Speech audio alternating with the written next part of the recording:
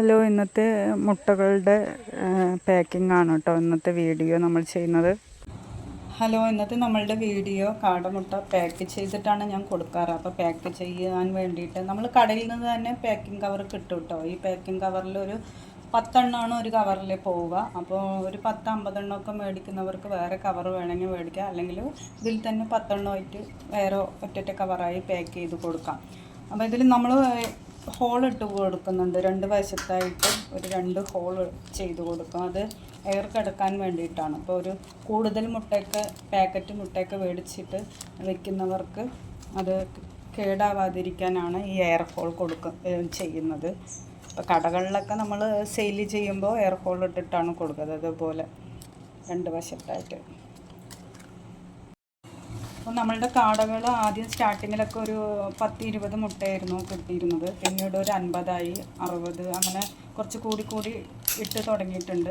ഇപ്പോൾ നമ്മൾക്ക് ഒരു ഡെയിലി കിട്ടുന്ന ഒരു 110 മുട്ടകളാണ്. അപ്പോൾ നമ്മളത് ഡെയിലി പാക്ക് ചെയ്ത് നമ്മുടെ നാട്ടിൽ തന്നെ കൊടുക്കുന്നുണ്ട്. അപ്പോൾ ഒരു കുറച്ചുകൂടി മുട്ടയുടെ എണ്ണം കൂടാനുണ്ട്. നമ്മൾ 150 കാടകളാണ് മേടിച്ചിരുന്നത്. അപ്പോൾ ഒരു 10-15 മുട്ടയും കൂടി അടുത്ത ദിവസങ്ങളിൽ കൂടുതലായി കിട്ടുമെന്ന് വിശ്വസിക്കുന്നു. അതുപോലെ ഒരു 10 എണ്ണമാണ് നമ്മൾ പാക്ക് ചെയ്തിട്ടുണ്ട് കേട്ടോ. മടക്കി നമ്മൾ സ്റ്റാപ്ലർ ചെയ്യണം. അപ്പോൾ ഇത് കൊണ്ടുപോകുമ്പോഴും അത് ഇളകി പൊട്ടാതിരിക്കാൻ ഈ പാക്കിങ് നന്നായിരിക്കും. കാരണം ഇത് അത്ര ഇളക്കം വരില്ല. കൂടുതലായിട്ട് മുട്ടയ്ക്ക് യാത്ര ചെയ്യുന്ന സമയത്ത് കൊണ്ട് നടക്കുമ്പോഴും മുട്ടകൾ ഇളകി പൊട്ടാതിരിക്കാനും കൂടിയിട്ട് ഇങ്ങനെ പാക്ക് ചെയ്യുന്നത് നന്നായിരിക്കും.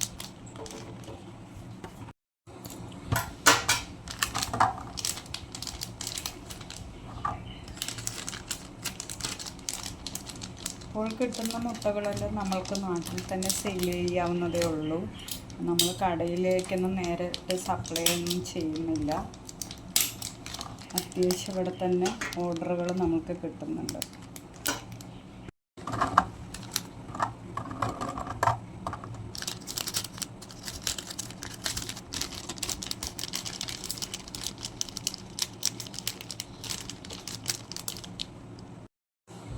അപ്പോൾ നമ്മളുടെ ഇന്നത്തെ മുട്ടകളെല്ലാം പാക്ക് ചെയ്തിട്ടുണ്ട് കേട്ടോ.